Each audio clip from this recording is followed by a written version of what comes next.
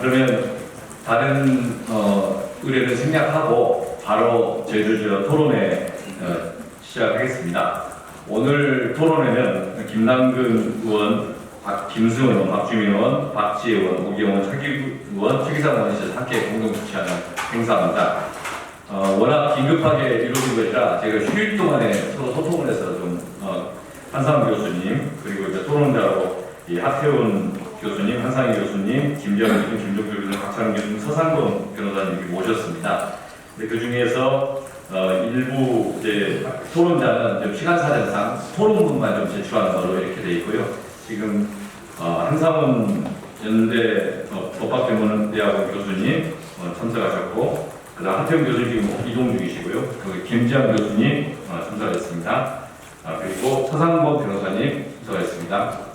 그러면 오늘 토론을 같이 주최하시는 우리 의원님들 인사말을 먼저 듣고 그다음 바로 토론을 시작하겠습니다. 먼저 박주민 의원님부터 인사말 듣겠습니다. 네, 박주민입니다. 먼저 제가 다른 일정이 있어서 아마 인사 말씀만 드리고 이석해야 되면 양해해 주셨으면 좋겠다는 말씀 먼저 드리겠습니다. 최근에 있었던 대법원의 파기환송 판결은 국민주권주의라는 원칙에 비춰봤을 때 헌법적 가치를 훼손하는 판결이다라는 생각을 저는 강하게 가지고 있습니다. 오늘 많은 전문가 분들께서 다양한 각도로 이 파기환송 판결의 의미와 영향에 대해서 분석해 주실 것이라고 생각을 하는데, 아마도 제가 말씀드린 취지와 크게 다르지 않은 말씀을 주실 것 같습니다. 많은 분들이 좀 잘 참고해 주셨으면 좋겠다는 말씀드리겠습니다. 오늘 토론회 준비해 주시고 참여해 주셨던 모든 분들께 진심 감사드립니다. 감사합니다. 예, 다음은 차규근 의원님 인사말 드리겠습니다. 네, 좋은신당 국회 차규근입니다. 대법원발 사법 쿠데타가 6일 만에 진압되었습니다. 다행스럽게 생각합니다. 공직선거법 파기환송 시인이 6월 18일로 변경되었다는 뉴스를 접했습니다. 당연하게 이루어질 조치가 내렸다고 생각을 하고요. 아울러 저는 이재명 후보와 관련해서 지금 다른 재판들이 또 기일이 잡혀 있는 게 있습니다. 6월 4일도 지금 대선일로 공일로 지정 6월 4일도 재판 날짜가 잡혀 있는 형사사건이 있다고 들었는데, 9월 선거운동 기간 중에도 재판 날짜가 잡혀 있고, 이 재판 날짜들도 저는 6월 4일 이후로 모두 변경해야 된다고 생각합니다. 공직선거법 11조 후보자 등의 신분 보장 조항이 있습니다. 대통령 후보는 등록이 끝난 때부터 개표 종료 시까지 사형, 무기 또는 장기 7년 이상의 징역 금고에 해당하는 죄를 범한 경우를 제외하고는 현행법인이 아니면 체포 구속되지 아니하며 병력 소집에 유예를 받는다라고 규정을 하고 있습니다. 올 중에 6월 4일 전에 관련 사건들 종결될 수도 없습니다. 이 공직선거법 11조 조항의 취지에 따라서 이후 파기환송시뿐만 아니라 이재명 후보의 다른 형사 사건들도 모두 다 기일 변경을 해야 한다고 생각합니다. 이상입니다. 네, 저희가 최근에 5월 1일 판결 이후에 법원에서 여러 가지 의견들이 나오는 걸 좀 지켜봤습니다. 그 중에 송경문 부장판사의 의견, 김동균 부장판사의 의견도 있었던 걸로 알고 있고 언론에 보도가 됐었고, 오늘은 김주호 부장판사 또는 노영남 판사의 의견도 좀 나온 것 같습니다. 사법부 내에서 대법원 입장에 대한 문제제기가 있고, 전체적으로 대법원이 대법원다운 역할을 하고 있는가, 사법부에서 제 역할을 하고 있는가, 그런 문제제기를 하고 있다고 봅니다. 그 내용이 국민주권주의, 우리나라는 대한민국의 권력은 국민으로부터 나온다. 그리고 국민들이 그 권력을 행사해서 만든 선출되는 것이 대통령과 국회인데, 그 대통령과 국회를 선출하는 과정이 가장 중요한 국민주권의 발현의 시간이고, 그 과정에는 선출된 권력에 의해서 재차 구성되는 그런 사법부가 또는 공무원들이 개입해서는 안 된다. 국민의 온전한 선택의 시간을 보장해주는, 특히 선거 기간이 시작되면 또는 이 보궐선거 같은 짧은 기간에 그 기간이 시작되는 걸 보장해야 되는 거 아니냐. 이게 다른 나라에서도 많은 사례들이 있고 또 우리나라도 관행이 있었는데 최근에 대법원의 판결은 그런 취지, 이 국민주권주의를 사실상 침탈하고 보존하는 거 아니냐라는 문제제기가 있었습니다. 그래서 이번에 사법부 내에서도 그런 비판들이 쌓였다고 생각하고 또 곳곳에서 입장들이 나오자 합니다. 오늘 토론회는 그런 의미에서 이 문제지식을 좀 더 정리된 차원에서 함께 제기하는 그런 자리입니다. 마침 김민석 수석 최고위원이 오셨습니다. 오늘 이 토론회 간단하게 우리 김민석 의원님의 인사 말씀 좀 듣겠습니다. 네, 반갑습니다. 저는 오늘 발제와 토론에 참여해 주신 우리 교수님들께 감사하다는 말씀 드리고 왔습니다. 다들 이렇게 애써 주신 덕분에 거기에 국민 여러분의 걱정과 압박 이런 것들이 결합돼서 최근 진행되고 있는 사법부의 대법원과 관련된 잘못된 흐름에 하나의 변화가 시작될 것 같습니다. 굉장히 큰 의미가 있다고 보고요. 이런 상황을 꿰뚫어 보시고 바로 자발적으로 또 긴급하게 이런 모임을 만들어 주신 우기영님께 특별히 감사드립니다. 이번이 어떻게 보면 또 새로운 하나의 시작이 될 것 같습니다. 이 법이라는 것이 없었던 원시 시대가 있었고 법이 없었다가 만들어졌고 계속 시대를 거치면서 변화해 왔다는 것을 간혹 믿는 것 같습니다. 사람들도 있고 법과 관련된 것을 읽는 것 같아서 그런 것이 고정불변이 아니라 그 모든 것의 주인이 시대이고 국민이다 하는 점에서 이번 계기로 앞으로 사법과 관련돼서 더 국민들도 잘 온전히 반영하는 쪽으로 무엇이 변해야 하는가 하는 것들도 새로운 논의의 시작이 되는 계기가 되는 것이 아닌가 싶습니다. 오늘 자리가 원래 의도했던 현안을 더 넘어서서 앞으로 전체적인 사법체계의 질서와 방향을 더욱더 국민이 원하는 방향으로 잘 변화시켜서 갈 수 있는 그런 또 하나의 계기가 되었으면 좋겠다 하는 말씀을 드립니다. 감사드립니다. 네, 고맙습니다. 김민석 최고위원님의 말씀이셨습니다. 다음 바로 발제를 들어가겠습니다. 한상훈 교수님, 연대법대 교수님이신데 오늘 짧은 시간 내에 그래도 이렇게 긴 내용들을 좀 준비를 해주셨습니다. 정말 감사드리고 오늘 이제 상황이 변해서 이 내용에 대해서 약간 좀 다른 내용도 있을 수 있지만 그건 이제 우리 발제자께서 적절하게 말씀해 주실 거로 봅니다. 한 20분 정도? 예. 그러면 한상훈 교수님 발제 부탁드리겠습니다. 네, 안녕하십니까. 연세대학교 한상훈입니다.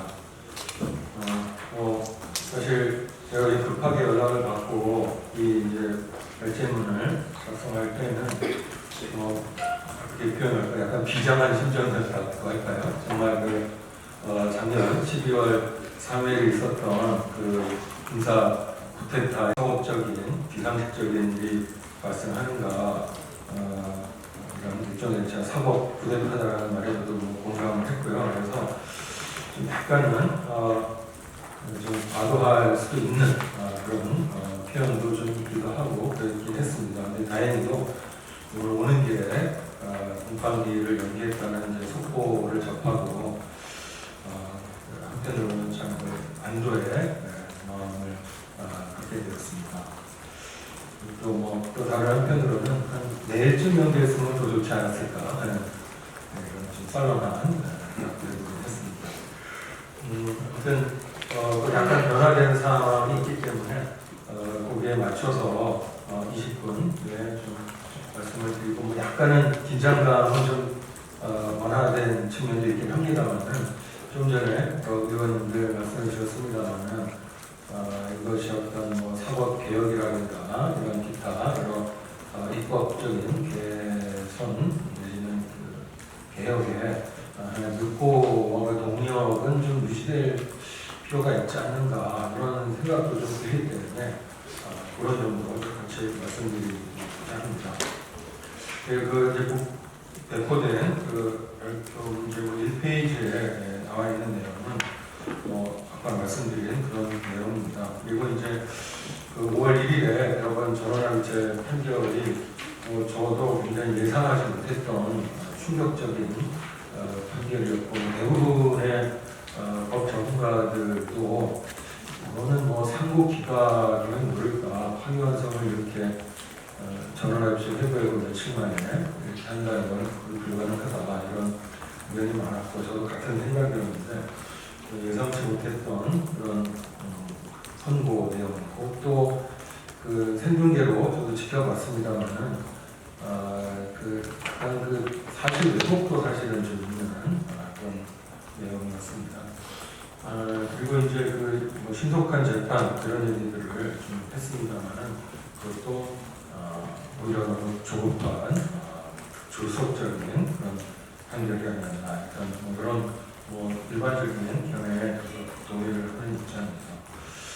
이제 구체적으로 그러면 이번 5월 1일에 대법원 전원합의체 판결의 문제가 뭔가 여기에 대해서도 이미 많은 전문가들이나 의원님들이 언급을 하셨는데 저도 거기에 대체로 동의를 하면서 몇 가지 새로운 얘기가 조금은 있긴 있습니다만 대체로는 그렇습니다.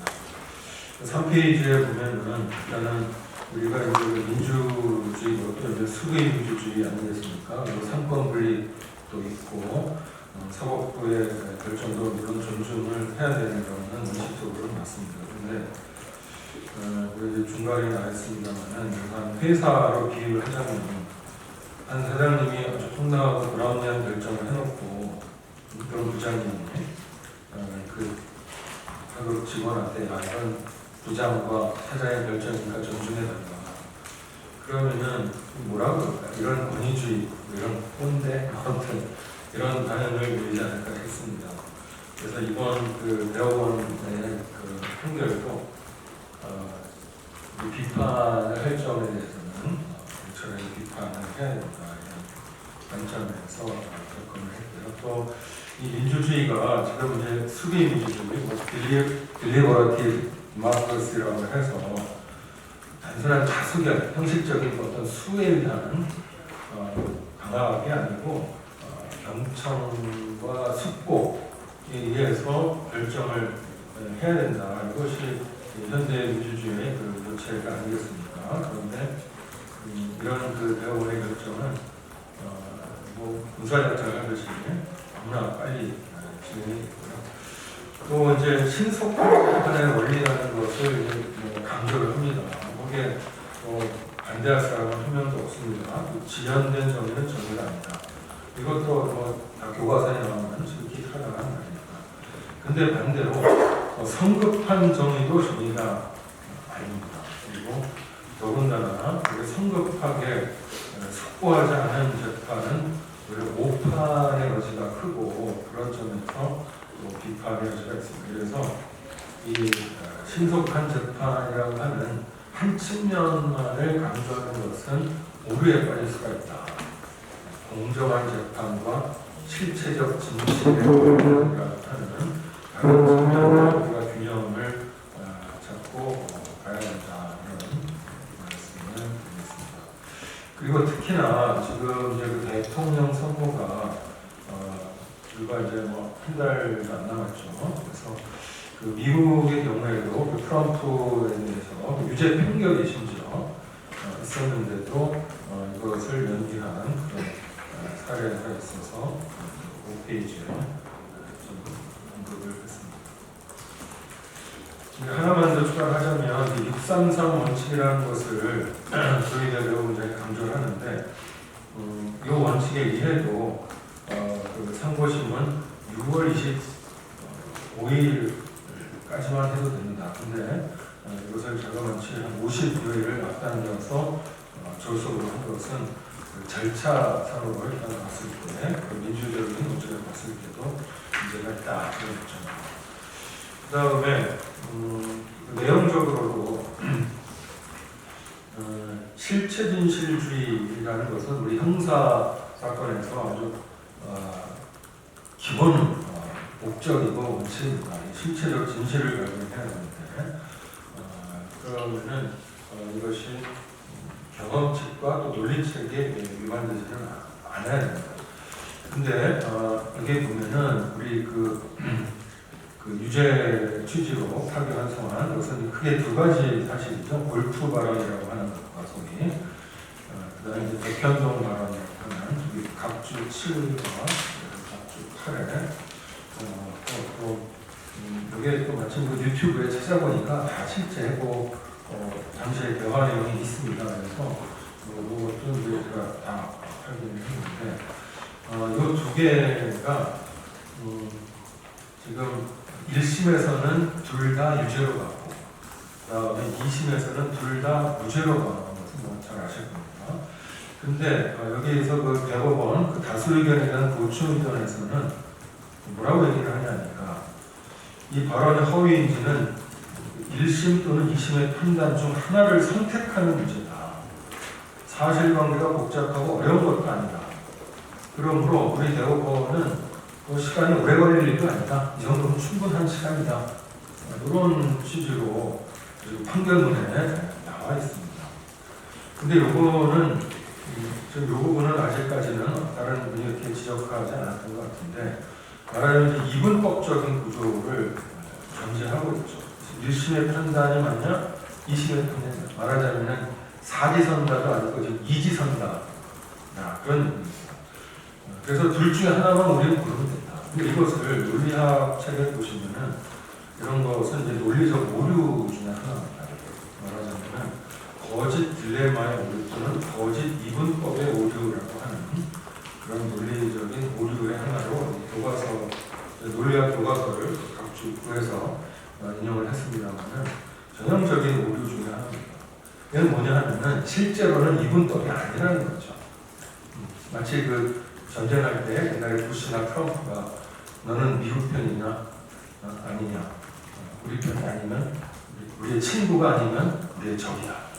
그래서 이거는 전형적인 정치의 논리고 그렇습니다. 이거는 우리 그 실체 진실을 규명하는 사법 판단에서는 채택하면 안 되는 논리인데 그럼 왜 이것이 거짓 이분법이냐 하면은 다른 가능성이 있다는 거죠. 그건 뭐냐 하면은 이런 겁니다. 예를 들어서 골프 발언은 유죄고 백현동 발언은 무죄일 수도 있습니다. 그리고 또 반대로 백현동 발언은 유죄지만 골프 발언은 무죄일 수도 있습니다. 이런 가능성이 왜냐하면 이건 전혀 다른 지금 별개의 범죄 사실이기 때문에 그런 판단의 여지가 있는데 그런 여지를 아예 배제를 해버리고 따라서 거짓 이분법의 문제를 빠져버리는 것이죠. 그러면 이 문제는 사실 큰 문제이지만 여기까지로 하겠습니다. 그래서 아무튼 그 전원합의체 다수 의견, 근데 이 보충 의견이 자그마치 5명의 대법관이 동참을 하는 의견입니다. 그래서 이 사람들이 이렇게 잘못된 오류에 빠져서 성급하게 결정을 하면서 자기 위안으로 이거는 괜찮은 거다라고 한 거죠. 근데 만약에 이것을 스스로가 이게 모순이다, 좀 더 우리 숙고해야 된다라고 알았다면 이렇게 며칠 만에 졸속으로 판단을 하지는 못했을 거다. 그 다음에 이제 공정한 재판을 받을 권리도 침해했는데요. 그 대법원 그 전원합의체 판결문을 보시면 아마 80몇 페이지에 가고요. 또 의뢰하는 중요한 구조를 보면은 다수 의견이 있고 반대 의견이 있고 또 다수 의견에 대한 보충 의견이 있고 또 반대 의견에 대한 보충 의견이 있습니다. 그래서 이거는 굉장히 상호 논박이 오랜 시간에 걸쳐야만 작성될 수 있는 판결문입니다. 근데 이것을 이틀 만에 했다, 2번만에 했다는 것은 도저히 이거는 납득이 되지 않아요. 그래서 제가 한 전직 대법관님께 좀 여쭤봤습니다. 이게 가능한 일입니까? 통상적으로. 그랬더니 하시는 말씀이 통상 이 정도면은 빨라도 한 달이면 됩니다. 근데 한 달도 이게 너무 촉박해서 한 2달 정도는 보통 평의를 하고 심리를 한다. 이런 얘기를 하시더라고요.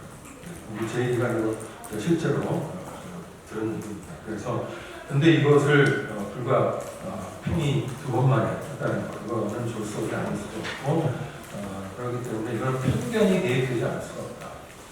사실관계가 법률에 편견을 갖고서 결정을 한 초고속 편견에 따른 결정이기 때문에 이것은 공정한 재판을 얻고 있고 측면입니다. 그다음에 그리고 국민 주권과 선거 균등한 선거운동 이거는 또 우리 좀 전에 우리 존경하는 노기영 의원이나 차기인 의원도 한 말씀을 해주셨습니다.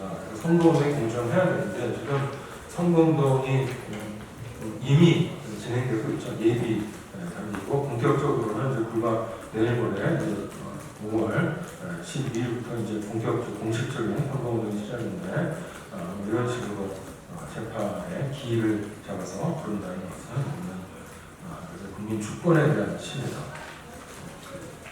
참정권, 대의민주주의의 기본인 올바른 대표자를 뽑는 국가 원수를 선택하는 국민의 주권을 침해하는 것이다. 이렇게밖에 볼 수가 없을 것 같습니다. 예, 좀 편향에 대해서 약간 길어졌는데요. 좀 그렇고요. 그래서 이제 대응 방안은 사실은 제가 첫 번째 가장 바람직한 방안이 파기환송심이 스스로 자제해서 기일을 연기해라.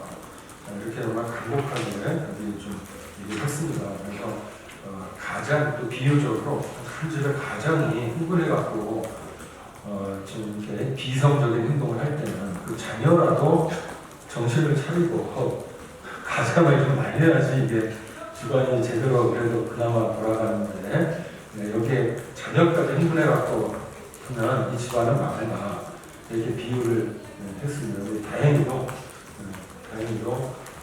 자녀인 하급식은 지금 제정신을 차린 것 같아서 정말 다행하게 생각을 합니다. 네, 그래서 이후로 그다음 판의 얘기는 그냥 통과하겠습니다. 그럼 이제 더 이상 의미는 없어요. 그렇게 생각이 들고요. 그다음에 형사소송법 개정, 요거는 지금 아직도 남아있는 문제이긴 합니다. 또 오늘 또 아침에 보니까 또 법무부에서 여기에 대해서 이렇게 했더라고요. 또 어떤 신문에서는 거의 그 인터넷 탑 뉴스로 떴던데 이렇게 그 84조에 형사소송법 개정하는 것은 대통령이 범죄자의 도피처가 되는 것을 허용하는 것이다. 이렇게 법무부에서 의견을 냈다고 하는 걸 제가 봤습니다. 근데 이거는 사실은 헌법 84조 자체를 부인하는 의견입니다. 그래서 이건 말도 안 되는 거고요. 약간 정치적인 발언을 하자면 이거는 정말 윤석열 씨에 대한 지금 발언이 아닌가 하는 그런 생각이 들 정도입니다. 자, 그래서 형사소송법 개정의 요지는 지금 아시다시피 헌법 84조가 그 대통령이 제지 시에는 내란이나 외화를 제외하고는 소추, 형사상의 소추를 금지하고 있습니다. 그래서 이거는 뭐 부정할 수 없는 헌법이 이미 규정을 하고 있기 때문에 개헌을 하지 않는 한 요 자체를 우리가 부인할 수는 없고요. 근데 지금 문제는 이 소추의 개념이죠. 이 소추라는 것이 기소만을 말하느냐 아니면은 대통령이 되기 전에 이미 기소가 돼서 재판이 진행되고 있을 때 이때에 그럼 재판의 진행도 정지시키는 거냐. 요게 지금 논란이 있습니다. 그래서 제가 헌법 교과서를 좀 찾아봤는데 몇 개를 찾아봤습니다만 여기에 대해서 언급이 없더라고요. 네, 그래서 그 교과서에 어떤 설이 있는 건 아닌데 여기에 대해서 이제 우리가 참고할 만한 게 헌법재판소가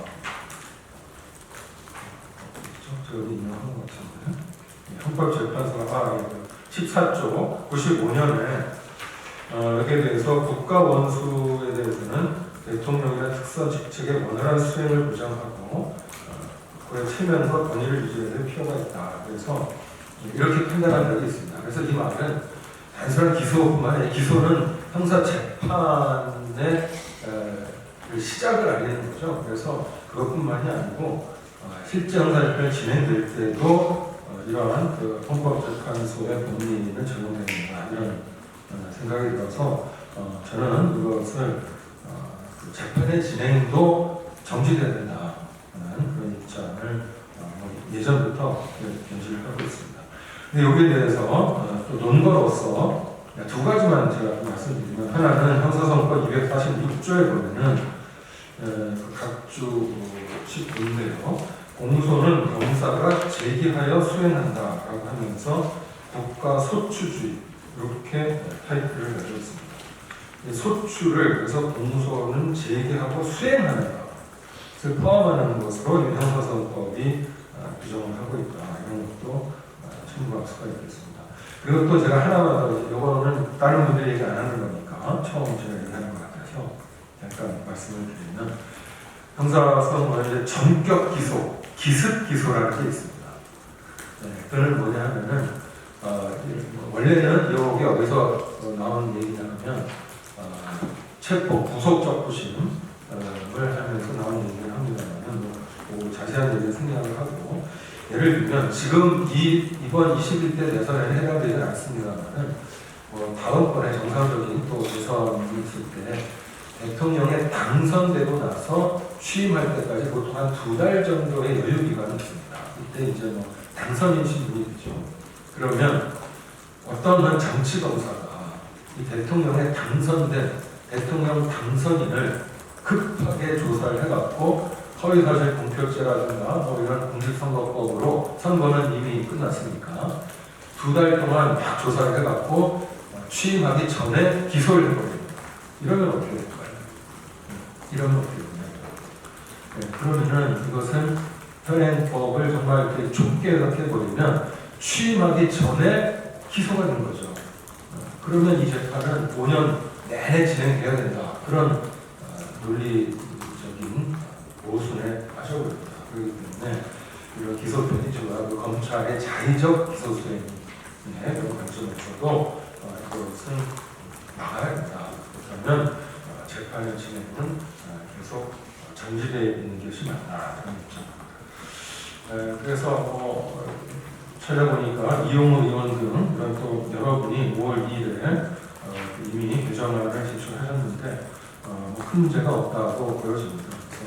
이 정도로 규정을 하고 있고, 다만 또 주의해야 될 점은 이 경과 규정을 꼭 넣어야 됩니다. 경과 규정.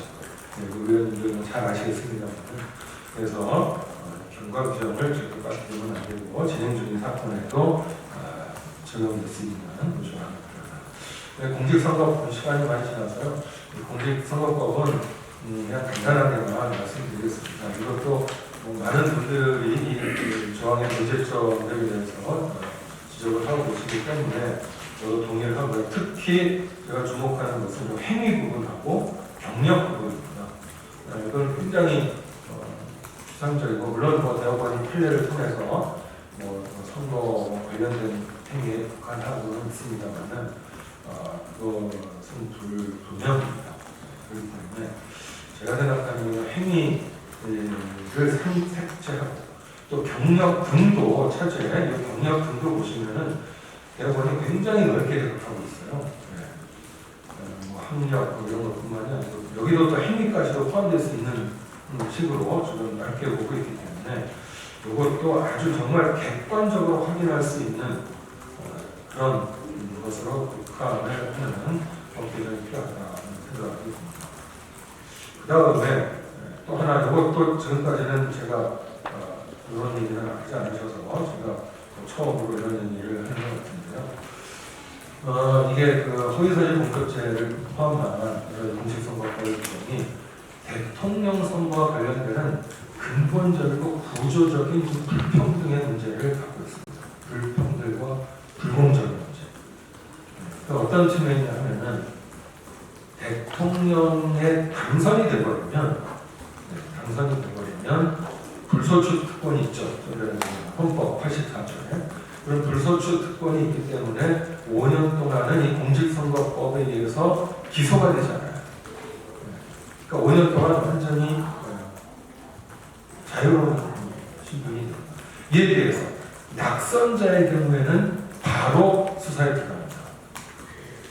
어떻게 보면 이번 이재명 대표 사건도 이상한 그러니까는 잠재적인 경쟁자를 제거 숙청하기 위한 정말 유효한 수단입니다. 승자에 대해서는 아무런 수사 기소가 안 되고 패자에 대해서만 강력한 처벌이, 그것도 5년, 10년 동안 선거권이 박탈, 피선거권이 박탈됩니다. 이런 구조적인 불평등, 불공정의 문제가 있습니다. 그래서 예를 들면 지금 윤석열 씨에 대해서도 도이치 주가 조작에 대해서 나는 오히려 손해를 봤다. 이게 이제 와서 지금 허위사실 공표죄로 수사한다고 얼마 전에 나왔어요. 이거는 정말 뭐 골프 쳤냐 안 쳤냐보다 훨씬 더 중요한 지금 허위사실입니다. 이제 와서 그렇기 때문에 제가 드리는 제안은 대선의 경우에는 아예 그냥 제외하는 건 어떨까. 이 대선은 근본적인 지금 불공정의 문제가 있기 때문에 하는 것도 한번, 그러니까 행위라든가 그 경력 등은 이거는 뭐 대선이건 뭐 총선이건 관계없이 삭제가 맞는 것 같고요. 그다음에 대선의 경우는 좀 특별하다. 그래서 그런 것도 좀 검토를 해주시고 또 이 허위사실 공표죄라는 게 뭐 우리 대법원에서 뭐 이번뿐만 아니라 이제 예전부터 얘기하는 게 유권자들의 어떤 공정한 선택, 공정한 선거를 보장한다 이런 건데 지금 이것이 좀 패러다임이 바뀌고 있죠. 그 유튜브라든가 뭐 이런 각종 SNS라는 이걸 통해서 얼마든지 검증이 가능하고 괜히 잘못 말했다가는 오히려 더 역효과를 가져오는 그런 상황이기 때문에 이 허위 사실 공표죄 어떻게 표현의 자유라든가 정치활동의 자유 이런 면에서 좀 바꾸는 게 맞다. 지금 이런 취지로 저도 이제 말씀을 드리는 건데 대통령 선거는 이러한 활동이 더욱 활발하죠. 전국적으로 정말 우리 5천만 모든 국민들을 초유의 관심사가 되고 그렇기 때문에 이 대선에서는 이렇게까지 처벌하지 않아도 이런 그 민주적인 토론 자정기능이 작동하지 않을까 이렇게 보는 것입니다. 이에 비해서 뭐 국회의원 선거라든가 지방 선거는 조금 덜하죠. 그런 면에서는 또 지역적인 면이 강하고 그래서 좀 차이가 있지 않나 이런 생각을 드리겠습니다. 기타 헌법재판소법이라는 대법원 이것은 시간을 많이 썼기 때문에 생략을 하고요. 좀 아무튼 조만간 이것도 개혁이 되면 좋겠다 이런 생각을 갖고 나오는 글도 이 정도로 마치고요. 그래서 아무튼 사법 프로테스트가 6일 만에 진압되었다고 우리 존경하는 차기 의원님도 말씀하셨습니다만 저는 이게 작년에 그 12월 3일에 그 비상경 쿠데타와 굉장히 동일한 구조다. 비정상적인 그런 방법을 취했는데 국민적인 여론과 그다음에 그 작년 그 비상경이 이렇게 진압될 수 있었던 그 군경들이 소극적으로 참여했다. 뭐 이런 얘기가 나오지 않습니까? 그래서 이번의 경우에도 다행히도 하급심이 소극적으로 나와서 공판기를 이런 거의 동일한 구조에 이렇게 돼서 지금 다행스럽게 다시 한번 생각을 하고요. 이것을 통해서 우리나라의 민주주의가 한층 더 발전하는 전화위복의 계기가 되었으면 좋겠다 이런 희망을 드리면서 발표를 마치고 싶습니다. 감사합니다. 네, 구체적으로 대법원에 관한 이야기가 있는데 그 이야기 좀 안 하셨습니다. 오늘 토론자도 참여하셨지만 이제 그 강의 때문에 말씀 못하셨던 박찬훈 교수님 같은 경우도 오늘 이제 이 기일변경 이후에 입장을 밝히셨는데 이게 하나는 조희대 대법원장 사퇴라, 그 다음에 대법원 개혁하자. 근데 대법원 개혁하자에 아는 크게 두 가지 보던 이야기는 오늘 우리 한 교수님하고 그 비슷한 이야기입니다. 그러니까 대법원의 대법관 수를 늘려야 되는 거 아니냐? 또 하나는 이제 대법원의 그 판결에 대해서도 누군가 다시 한번 검토할 기회를 어떻게 가질 수 있을 것인가. 그게 이제 재판에 대한 헌법소원 이슈가 있는 것 같습니다. 이 부분은 이후에 우리 사회가 같이 계속 논의해야 될 과제가 아닌가 싶습니다. 그러면 다음으로는 김재환 교수님의 토론이 있겠습니다. 네, 고려대학교 법학전문대학원 김재환 교수입니다. 이렇게 그 의미 있는 자리를 마련해 주셔서 감사드리고 34페이지부터 제가 토론을 준비했는데 중심으로 간략하게 의견을 말씀드리겠습니다. 위헌적인 개헌이 선포된 후에 우리 사회가 여러 가지 혼란을 겪었습니다. 그 과정에 이제 헌법재판소와 사법부의 대응이 국민들의 초미의 관심사항이 되는데 다행히도 헌법재판소는 여러 가지 측면에서 국민들이 걱정을 많이 했었습니다만 좋은 결론을 냈고 사실은 거기에 그 파면에 반대하는 국민들도 30%가량 있었다고 하는데 그런 분들도 헌법재판소의 결정문을 읽고 나서는 대체로 수긍한 것으로 그렇게 이해되고 있습니다. 헌재 판결이 의미가 있었던 것은 그것은 그 해결을 했다는 측면 이외에도 국민 통합까지 이루었다라는 게 매우 중요한 부분이라고 생각합니다. 근데 이번에 사법부, 법원의 행태는 매우 문제가 있고 국민들의 걱정을 끼쳤다고 그렇게 생각이 됩니다. 이 문제가 법원의 태도가 문제되기 시작한 것은 사실 지기현 판사의 구속 취소 결정 때부터였다고 저는 생각하고 있는데 그 논리가 일반 국민들을 설득하지 못할 뿐만 아니라 법조인들로서도 도저히 납득하기 어려운 그런 결정이었죠.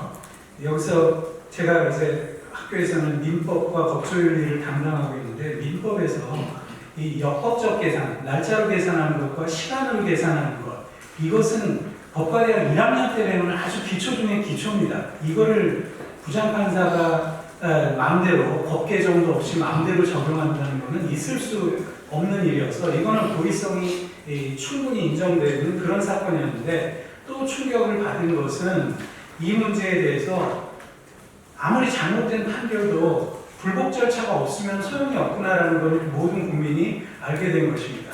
검사가 즉시 항고하지 않으니까 그냥 그대로 확정돼버리고 그 이후에는 이상한 판결이지만 더 이상 그런 원칙은 적용하지 않는다는 아주 희귀한 그런 거기서부터 이 법원이 이상한 짓을 하기 시작했다는 그런 생각이 듭니다. 그래서 이번 희대의 전원합체 판결이 초래한 민주주의의 위기에 대해서는 발제자께서 충분히 지적해 주셨기 때문에 더 말할 필요도 없지만 정말 중요한 것은 이번 일로 사법부의 신뢰가 땅에 떨어졌다는 것 이게 정말 큰 걱정이라고 생각이 듭니다. 지금 아시다시피 이 인터넷에 들어가면 대법원장과 사법부에 대한 조롱이 넘쳐나고 있습니다. 이게 진짜 있을 수 있는 일이냐 특히 6만 장이 넘는 기록을 이걸 읽기는 읽었냐라고 하는데 사실 국민들이 대법관들에 대해서 당신들 기록을 읽기는 했느냐라고 그거를 문제를 제기하면서 증거를 내라고 하는 정도면 이미 대법원의 권위는 땅에 떨어진 거고요. 지금 이제 대법원이 무슨 일을 해도 국민들이 믿기 어려운 그런 상황이 되어 있는 겁니다. 그러면서 드는 생각이 지기현 판사가 뭘 믿고 저런 식으로 했는지 모르겠다고 했던 사람들은 대법원장이 이러니까 지기현 판사가 아직까지도 버젓이 자리를 지키고 있는 것이 아니냐 이런 얘기를 하는 정도입니다. 제가 이번에 뭐 저뿐만 아니라 누구나 법률 전문가들은 다 그랬겠죠. 이게 이제 이 선거법 사건이 대선 전에 도저히 끝날 수가 없다라고 했는데 그 후에 파기환송된 후에도 뭐 27일이 이러고 저러고 아무리 설명을 해도 국민들은 불안해합니다. 왜 그러겠습니까? 그거 법을 안 지키면 그만 아니냐. 근데 이게 사실은 판사가 법을 지키지 않는 상황이라는 건 우리 국민들이 생각을 해본 적이 없는 상황인데 지금은 그렇게 돼서 저도 명색이 법률가인데 법률가가 아무리 설명해도 주위 사람들이 그 너무 순진한 얘기라 믿지 말라 이런 식으로 얘기를 하게 됐으면 이게 우리 지금 법원의 권위가 어디까지 떨어진 거냐 참으로 뼈아픈 일이라고 그렇게 생각됩니다. 그래서 우리가 이제 다음 페이지에 결론으로 말씀드리고 싶은 것은 법원 판결을 존중해야 된다는 말을 하는데 우리가 제가 법조윤리 시간에 가르치고 있는 내용 중에 이 법조윤리 법관 윤리 강령이라는 게 있습니다. 판사들이 선서할 때 늘 하는 건데 거기에는 그 법관들이 국민들로부터 신뢰와 존경을 받아야 한다. 그러니까 자기가 일을 하는 과정을 통해서 국민들의 신뢰와 존경을 받아야 한다고 되어 있지 국민들이 법관을 신뢰하고 존경해야 된다고 되어 있지가 않습니다. 그럼 법관에 대한 신뢰와 존중의 근거는 뭐냐? 자기들이 좋은 판결을 계속하면서 국민들의 신뢰를 확보해 나가야 되는 것이지 말도 안 되는 판결을 해놓고 이건 법원의 판결이니까 존중해달라 이런 건 법관 윤리 강령에도 맞지 않는 이야기라고 우리는 그렇게 이야기해야 되겠습니다. 지금 정말 이 법원의 신뢰가 땅에 떨어져서 이제는 국민들이 아까 지적하셨지만 그 대법원이 헌정 질서를 위반하면 어떡하느냐, 대법원 판결이 불법이면 어디에다 불복해야 되냐 이런 거를 국민들이 걱정하기 시작했다 이런 얘기입니다. 그렇기 때문에 지금 어떻게 보면 지금 많은 판사님들이 또 문제 제기를 하기 시작하셨듯이 이건 조희대 대법원장 한 사람의 문제가 아니라 우리 법원 전체가 그 심각한 타격을 신뢰성의 측면에서 받았다고 생각이 됩니다. 저는 앞으로 우리 대법원이 국민들로부터 신뢰와 존경을 받을 자격이 있다는 것을 스스로 다시 한번 증명해야 될 단계에 있다고 생각하고 그 첫걸음은 조희대 대법원장이 스스로 물러나야 된다고 생각합니다. 이것을 위해서 지금 문제 제기되고 있듯이 전국 법관 대표회의의 소집이 필요하다고 생각합니다. 이상입니다. 네, 김정 교수님 아주 무거운 이야기 하셨습니다. 최근에 제주도 지역에서 보다 보면 많은 분들이 그런 이야기 하시는데 대법원이 혹시 7일의 상고 기간을 위반하면 어떻게 하느냐, 20일에 상고유서 제출 기간을 주수할 거냐, 주수 안 할 수 있다, 이런 불신이 쌓여서 방금 김정 교수님 말씀하셨듯이 사법행정 절차 내리는 판결에 대한 전반적인 그 의혹 제기가 쌓여버린 것 같습니다. 그게 사법부의 지금까지 쌓아오는 큰 그 성과를 스스로 무너뜨리고 있는 거 아닌가, 그런 안타까움과 답답함 또는 국민들의 분노가 있는 게 아닌가 이렇게 봅니다. 지금 토론회 진행 도중에 우리 김남근 의원님 공동 주재 하시는데요. 다른 일정 때문에 지금 합류하셨습니다. 인사말 좀 듣고 그 다음 이제 하태경 교수님 말씀 듣겠습니다. 우리 현대민주헌법은 삼권분립의 원칙에 의해서 사법행정 입법에 이제 세 개의 권력이 상호 분립해서 이제 견제하는 그런 방식으로 되어 있는데 이번 사건은 좀 사법부가 우리와 정치 성향이 다른 우리 사법 엘리트들이 허용하기 어려운 어떤 정치인이 행정부의 수반이 되는 것들은 허용하지 않겠다 이런 의사를 좀 표현한 것으로 그렇게 국민들에게 비치고 있는 것 같습니다. 그러다 보니까 사법부가 어떻게 보게 되면 그 권한을 넘어가지고 자신들에게 우호적인 행정부를 만들려고 하는 그런 위헌적인 행위를 한 것이 아닌가라는 그런 점에서 이제 많은 충격을 줬던 것 같고요. 근데 만일 대법원이 그렇게 위헌적인 행동을 하는 경우에는 어떻게 견제를 해야 되느냐? 일단 우리는 독일과 같이 위헌적인 판결에 대해서 헌법 소원을 하는 이제 그런 제도가 좀 있지도 않는 이제 그런 상황 안에서 그런 위헌적인 판결, 위헌적인 결정을 했을 때 어떻게 통제를 해야 되냐 이런 과제를 좀 던져줬다라고 생각을 하고요. 그다음에 이제 어떤 우리 사법부에 있어서도 한번 다시금 사법부가 이런 상황일 때 어떻게 하는 것들이 사법부의 권위를 지키고 사법부의 신뢰를 국민들로부터 지키는 것이냐에 대한 교훈도 준 것이 아닌가 생각이 듭니다. 많은 분들이 지적하고 있지만 저도 법조인 생활 26년을 하고 국회에 들어왔는데 제가 이제 설마 대법원이 상고 유서도 안 제출했는데 상고 기각을 하겠냐라고 하면은 이제 예전은 이제 법률 전문가에게니까 금가보다 이렇게 생각을 하셨는데 요즘 이제 아무도 이제 대법원이 그랬으면 이틀 만에 심리를 끝내고 9일 만에 선고를 했겠냐?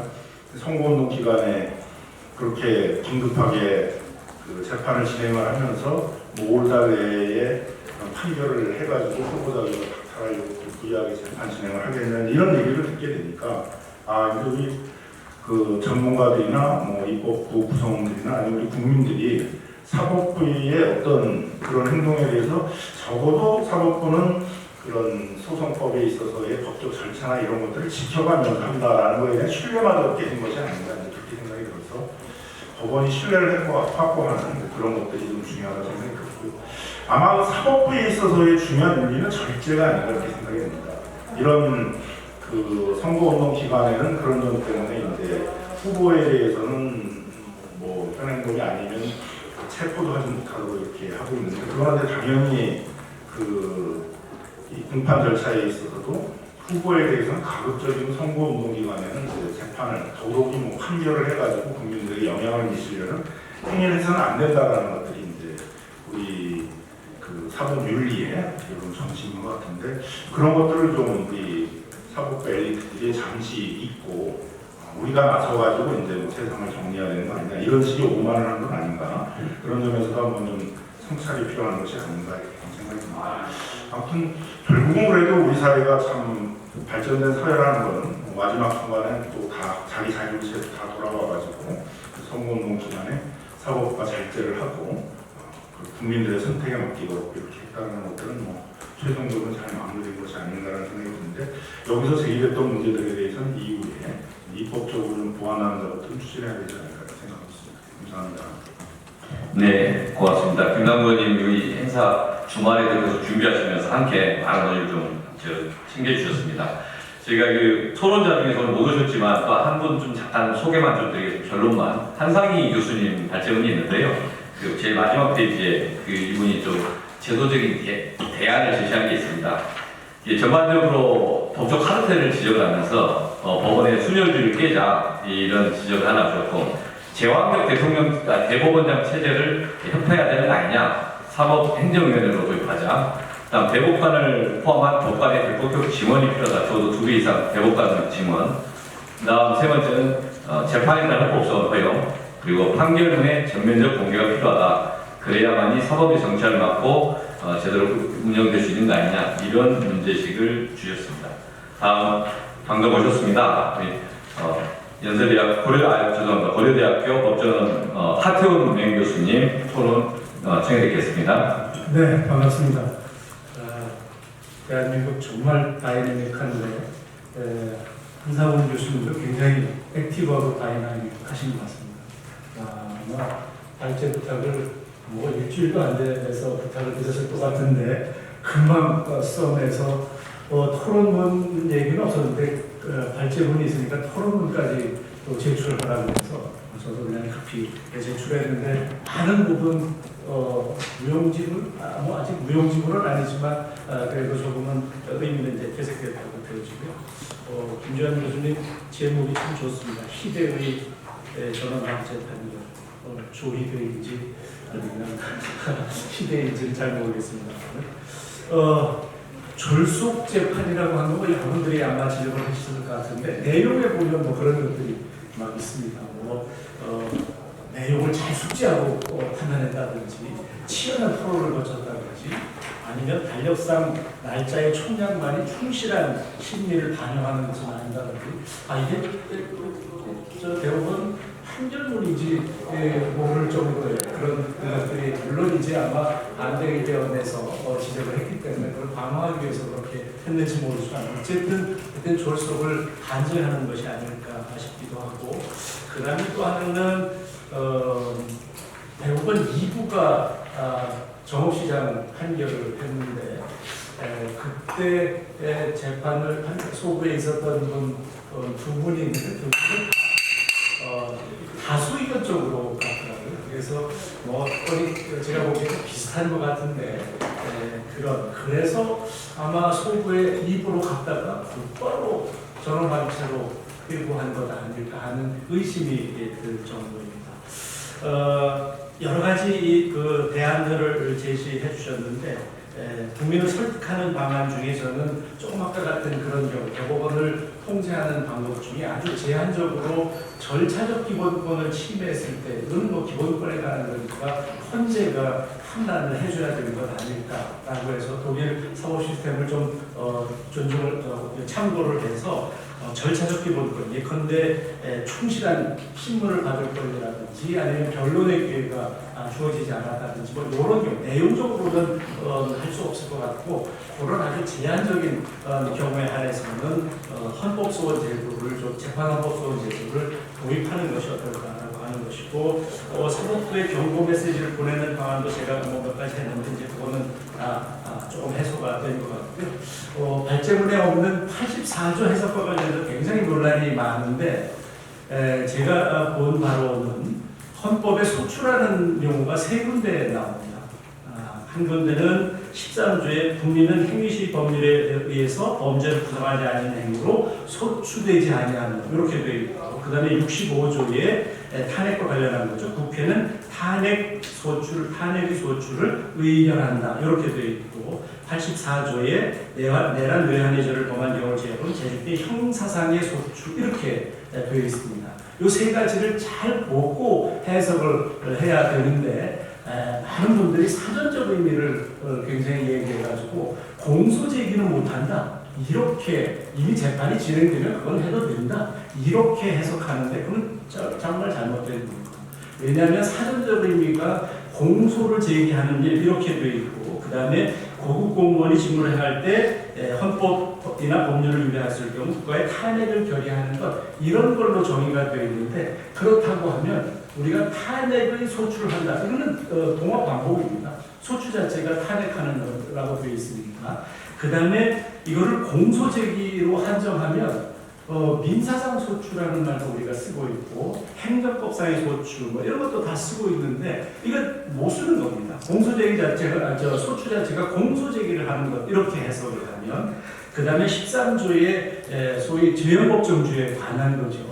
형벌불소급 원칙이라든지 행시법 원칙인데, 이거는 공소제기만 하지 못한다 이런 취지가 아니고 형사상의 책임을 묻지 않는다 이런 취지이기 때문에 이 세 가지를 소위 체계적인 해석을 하면, 우리가 해석 방법론에는 문헌 중심적, 그래서 이제 사전적 의미가 좀 중요한데 문헌 중심적 해석을 해보고, 그게 이제 불분명할 때는 체계적 해석을 해서 그 법의 다른 조항에 어떤 의미로 사용하고 있는지, 아니면 다른 법에 어떤 용어로 사용하고 있는지, 이런 것 등을 보는 게 이제 체계적 해석이고, 그 다음에 입법자의 취지를 고려하는, 이 법률의 취지를 고려하는 목적론적 해석 뭐 이런 것들이 있는데, 그런 것 등을 종합해 보면 소추라고 하는 것은 공소제기하는 것으로 한정해서 해석할 이유는 없다라고 하는 것인데, 하여튼 뭐 헌법학자들도 그 얘기는 하지 않고 그냥 탄핵소추 이것만 하고는 단지 그냥 사전적 의미만 생각을 하는데, 전혀 사전적 의미로만 제한해서 해석할 수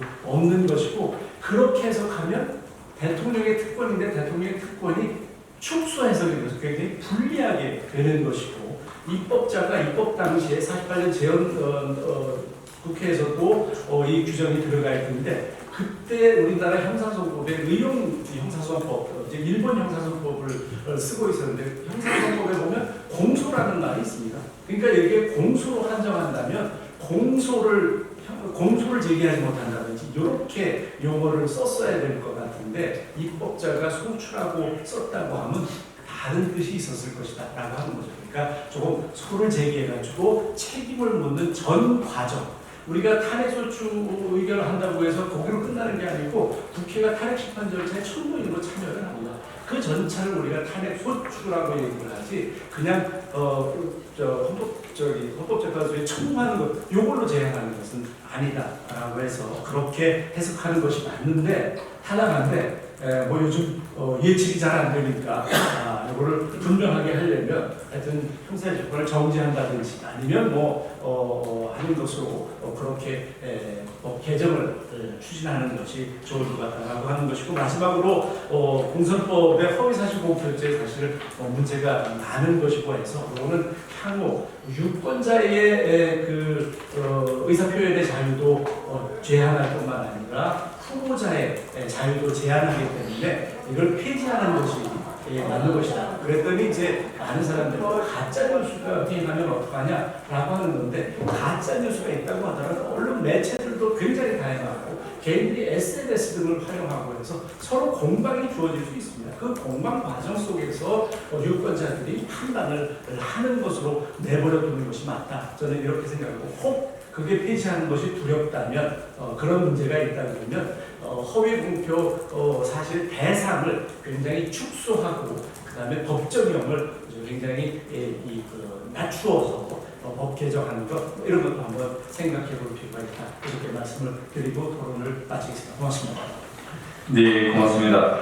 하승 교수님 아주 구체적인 제안을 해주셨습니다. 다른 우리 토론자들 말씀하신 것보다 아주 구체적인 말씀이, 이 헌법소원에 대해서 이 재판 절차상에 충분한 심리를 받을 수 있냐, 이에 관련 절차적 기본권을 침해한 경우에 재판 소원을 허용하자, 이렇게 좀 구체적인 말씀을 주셨고요. 그 다음 이제 공직선거법상 허위사실 공표죄에 대한 몇 가지 대안을 좀 제시해 주셨습니다.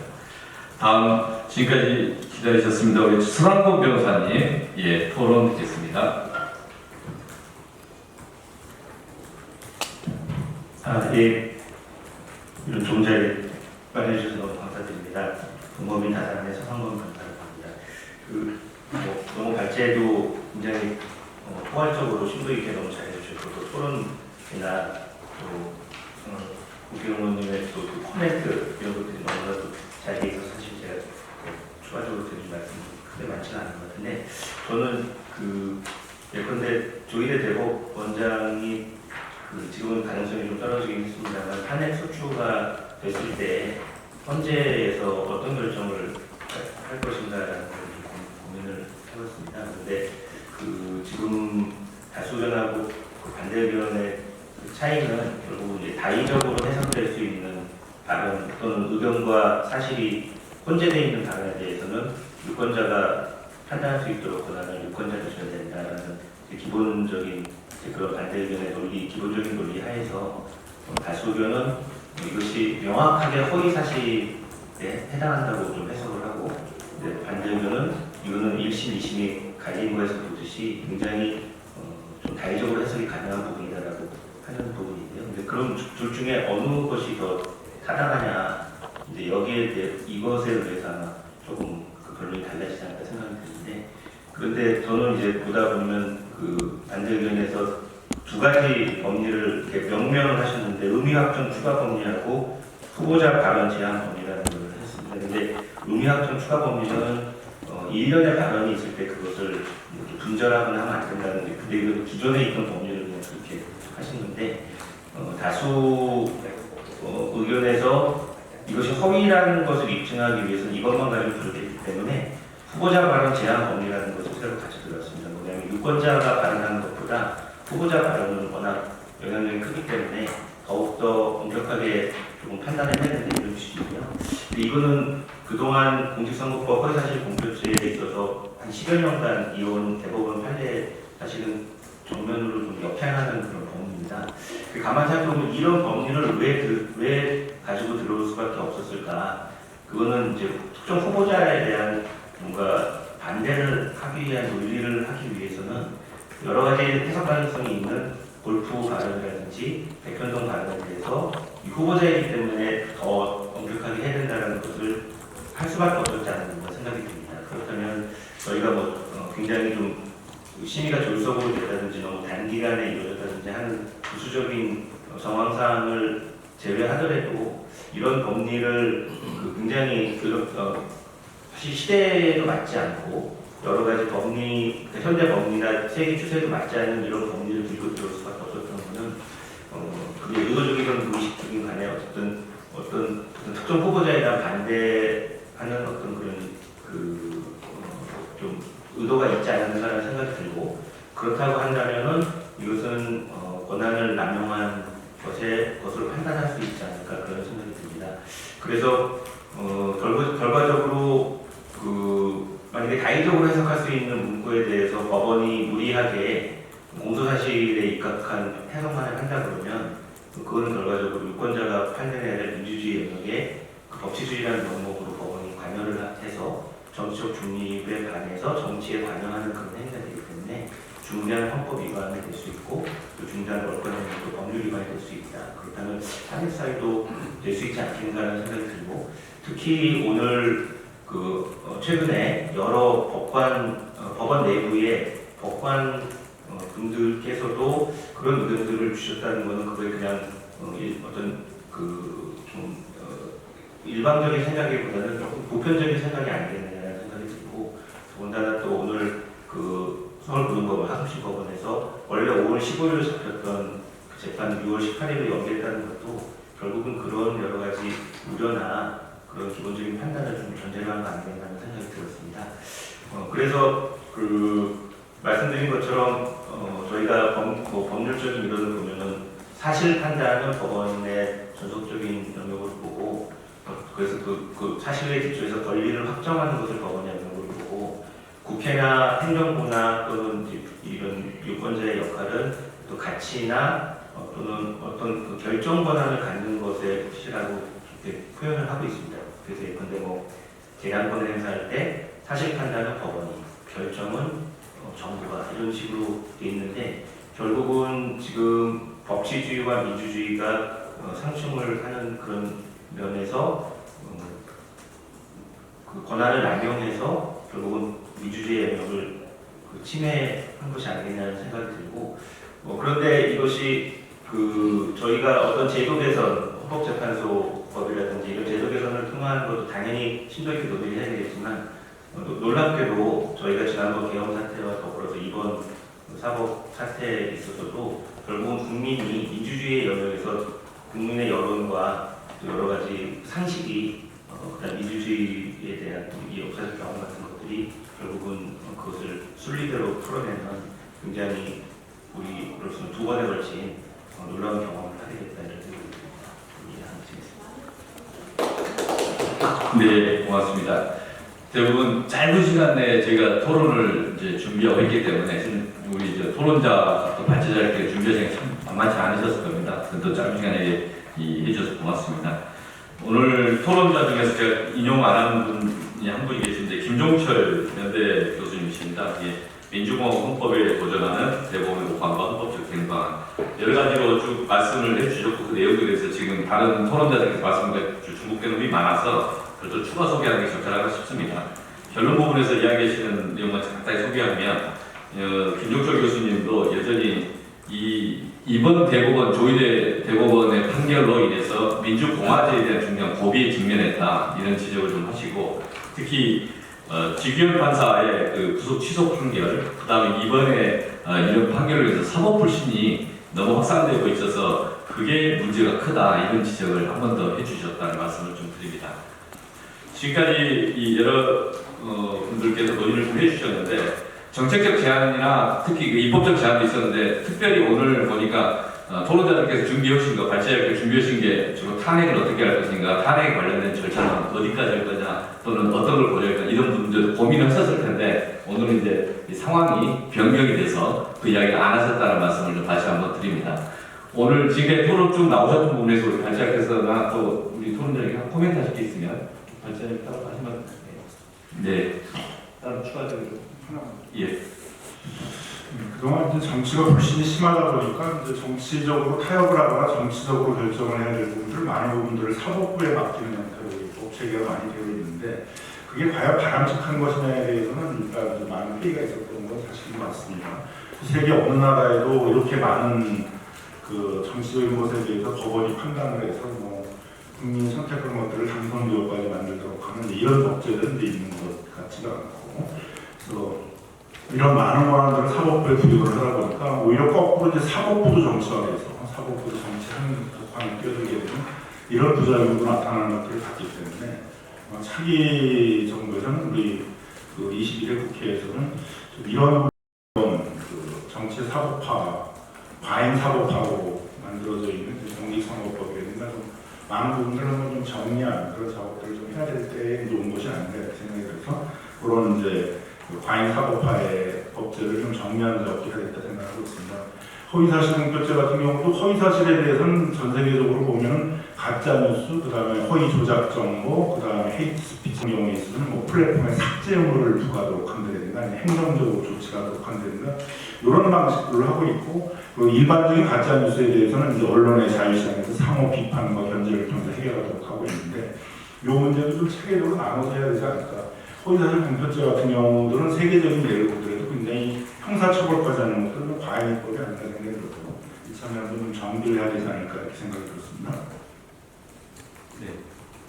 네. 지금까지 이 발제 그다음 토론 좀 말씀 좀 드렸습니다. 최경은 또 추가적으로 좀 기자 회견하고 넘어가서 이제 거의 마무리 지으려고 해서요. 그 제가 한번 말씀 제가 지금 그 기자회견 하고 온 것도 오늘 토론 주제와 좀 관계되는 것 같습니다. 잠깐 말씀을 드리자면 우리 민주당 의원들께도 관심을 좀 가져주셨으면 우리 교수님들께서도 왜냐하면 아까 내란 특별재판소 관련해서 우리 한상원 교수님께서 좀 신중하게 접근해야 된다라고 이제 그 의견을 주시지 않습니까?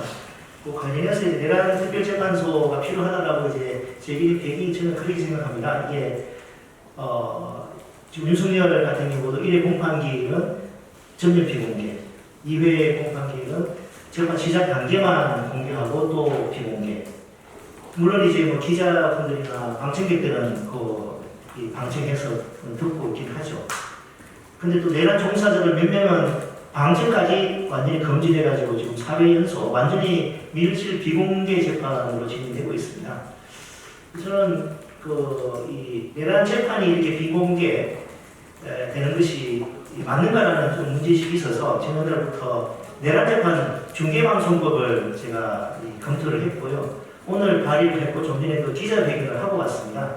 내란 재판 중계방송법 준비 작업을 하다 보니까 이미 우리 법원에서도 상당히 심도 있게 논의를 해왔더라고요. 2014년도에는 세월호 재판 관련해서 광주지법에서 이제 재판 진행되는 것을 안산에서 원격 중계 방송을 피의자 유가족도 상대로 함으로써 좀 사법 신뢰를 좀 제고를 했었고, 그 외국 2017년도에 또 법원에서 대규모 학술대를 해가지고 외국 사례 또 방송 관계자 한다면 어떤 방식으로 해 어떻게 하면 사생활 침해를 최소화하는지, 외국은 어떻게 하는지, 영국 대법원의 방송 가이드라인 어떤지, 또 중계 방송, 지연 방송, 녹화 방송 여러 가지 정말 심도 있게 논의를 2017년에 했는데 그 뒤로 보니까 표창원 의원님께서 관련 법안을 발의했는데 통과가 안 됐더라고요. 21대 때.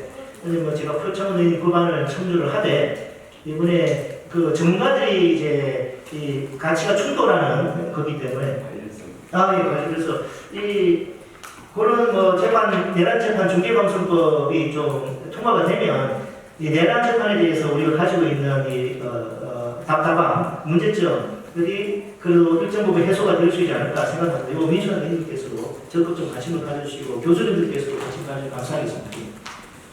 예, 그러면 좀 정리를 해보겠습니다. 오늘 본래 토론의 문제식은 지기현 판사에서의 구속 취소 이 판결, 그리고 이 검찰에서의 적시하고 포기와 석방, 그 과정에서의 불신이 좀 쌓였고, 그리고 대법원의 매우 이례적인 시간과 매우 이례적인 절차를 통해서 선거법 위반 사건을 관여하고 또 판단하는 모습 자체가 국민들 전반적인 사회 불신을 낳았다, 이런 말씀을 그동안 쭉 의견이 모였습니다. 또 하나는 지금 선거의 시기에 국민들이 대통령을 구성하고 국회를 구성하는 그런 시기에는 실제 선거 후보자를 선택하는 것은 국민의 몫이지 누구를 참여할 거냐 말 것인가를 판사 결정하는 건 아니다. 그런데 이런 시간대에 이 사법부가 특정인을 그 선거 참여 피선거를 배제시키기 위한 의도를 가지고 하는 것이 아닌가라는 의문이 사게 되면 국민 주권주의 전반의 질서가 교란되고 우리 사회의 민주주의 근간이 무너진다, 이런 비판이 있어서